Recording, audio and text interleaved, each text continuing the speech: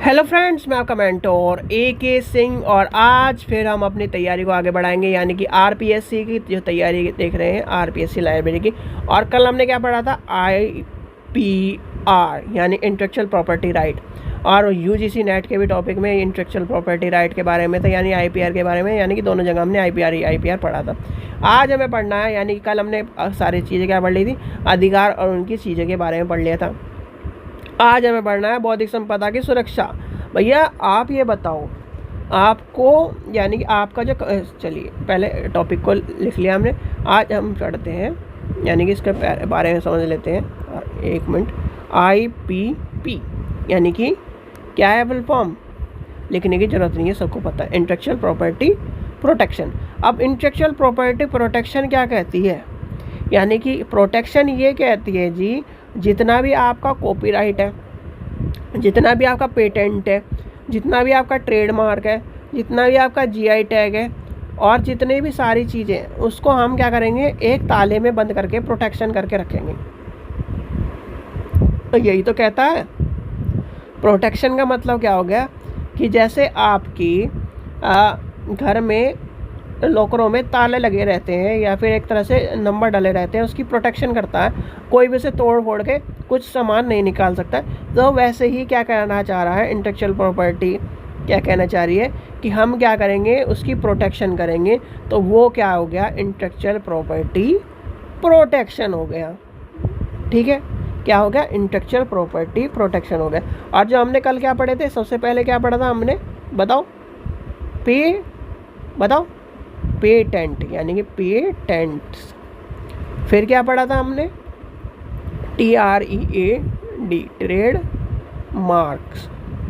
ठीक है, उसके बाद क्या पढ़ा था? कॉपीराइट। और कॉपीराइट एक्ट के बारे में मैंने कहा था, इसके ऊपर क्वेश्चन जरूर आता है, चाहे आप UGC के हो चाहे किसी के भी हो, इसका ध्यान रखना। ये आपका हो गया, ज़्यादा बड़ा टॉपिक नहीं है। तो ये थे क्या है, ये इसके आपको वो पढ़ने हैं। यानी कि अब ये क्या कह रहा है कि जो ये सब चीज़ें, कोई भी व्यक्ति चीज़ों को कॉपी ना कर पाए। आपने देखा होगा, आप में से कुछ स्टूडेंट एम.लीव करे हुए होंगे, यानी एम.लीव भी होंगे सॉरी। और अच्छा, सॉरी मैं राजस्थान के क्वेश्चन, तो एम.लीव भी होंगे और एक तरह से PhD भी होंगे। कुछ नहीं, सभी स्टूडेंट होंगे। ठीक है, क्योंकि मैंने सोचा कि अभी वो लाइब्रेरी के और टॉपिक से, तो क्या हो जाएगा? आपने अपने क्या लिखा है? थीसिस भी लिखी है और डिसर्टेशन भी लिखी है।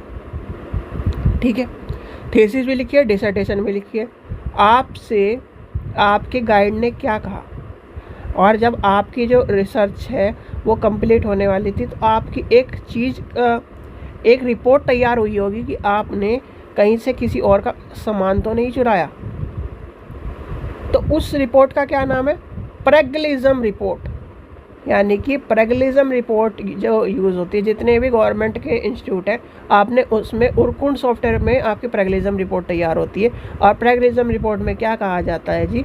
10% के ऊपर किसी का सामान नहीं चल जाना चाहिए, कॉपी नहीं होना चाहिए। और उसमें जाते कौन से? पहला, तीसरा, चौथा और पाँचवा, ये चैप्टर जाते हैं।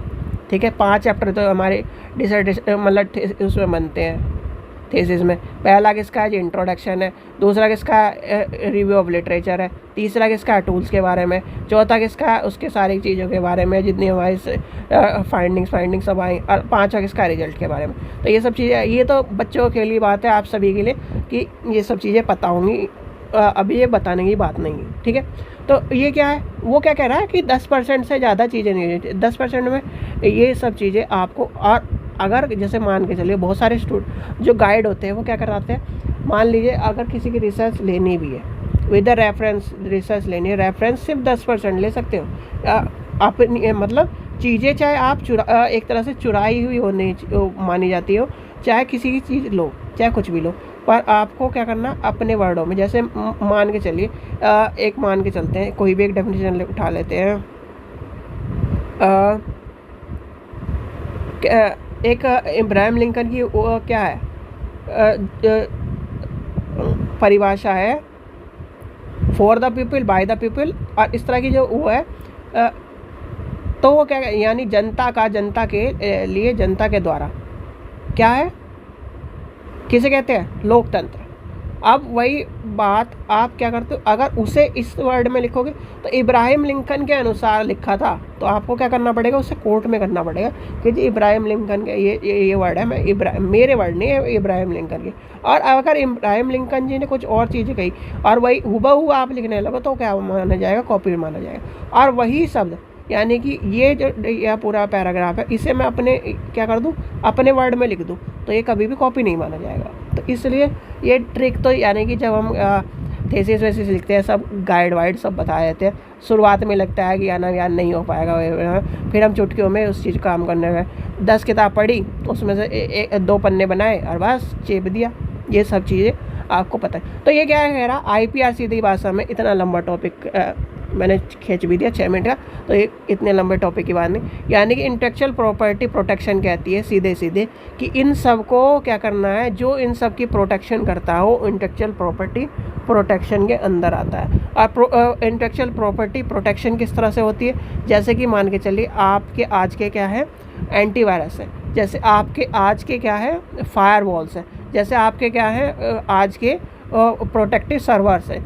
ये क्या है, इंटेलेक्चुअल प्रॉपर्टी प्रोटेक्शन की क्या कर रहे हैं, रक्षा कर रहे हैं। अब अगर इंटेलेक्चुअल प्रॉपर्टी प्रोटेक्शन नहीं होगी तो कोई भी किसी भी चीज़ को इनोवेशन को चुरा लेगा, कोई भी किसी इनोवेशन को अपने नाम कर लेगा, कोई भी कुछ भी करके क्या कह देगा जी मेरे नाम पे ये है फलाना है ढिकड़ा, तो वो सब चीज़ें नहीं हो। और वो यानी कि सब व्यक्तियों को अपने क्रिएशन का, अपने पेटेंट का, अपने जो उन्होंने इनोवेशन करी उन्हें आइडिया है उनको क्या मिले, उनका हक मिले। इसलिए इंटेलेक्चुअल प्रॉपर्टी प्रोटेक्शन का होना ज़रूरी है। और ये यही काम करती है कि किसी व्यक्ति के पेटेंट को, कॉपीराइट को, ट्रेडमार्क को, इन सब चीज़ों को चुराती नहीं है और व्यक्ति को क्या करती है, एक तसल्ली देती है जी आपकी प्रोटेक्शन हम कर रहे हैं। जैसे आपकी क्या है, आपके जो आप और हम यहाँ पर बैठे हैं, यहाँ पर बैठकर अच्छी तरह से पढ़ रहे हैं, अपने इंटरनेट को यूज़ कर रहे हैं, अपने पंखे के हवा में बैठकर अपने ज्ञान को प्राप्त कर रहे हैं, तो किसकी बदौलत कर रहे हैं, सेना की बदौलत। ठीक है, तो किसकी बदौलत कर रहे हैं, सेना की बदौलत। कोई यानी कि सीमा में घुस के या फिर कहीं पे से घुस के हमारे ऊपर बमबारी या इस तरह की बारी ना कर सके, इसलिए क्या कर रहे हैं। तो वैसे ही क्या कर रहा है इंटरनेट की में, यानी कि इंटेलेक्चुअल प्रॉपर्टी प्रोटेक्शन क्या कर रहा है कि कोई भी आकर इसकी चोरी ना कर ले, ये सब चीज़ें ना कर ले, उसकी प्रोटेक्शन कर रहा है। ठीक है बच्चों, तो ये था आपका छोटा टॉपिक। आशा करता हूँ आपको वीडियो पसंद आई। वीडियो पसंद आए तो लाइक करें, चैनल को सब्सक्राइब करें, वीडियो को ज़्यादा शेयर करें। Thank you. और UGC नेट के जिसे पेपर चाहिए वो लिंक डिस्क्रिप्शन में है, वहाँ से जाकर पेपर ले सकता है। Thank you.